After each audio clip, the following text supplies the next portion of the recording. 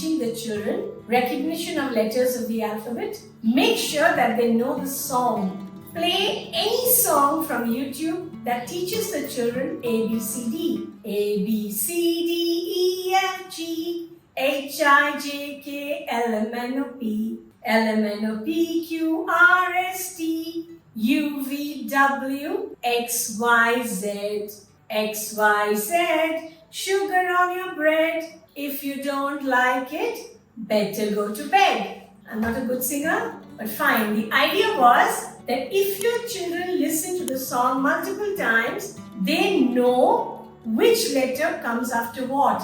They know the sequence. They don't know how to recognize, but they know the sequence of the letters. Otherwise, it is very difficult to learn 26 letters with their sequence. So play the song for them throughout the day, and then they will learn the sequence of the letters. After this, you can begin with letter recognition.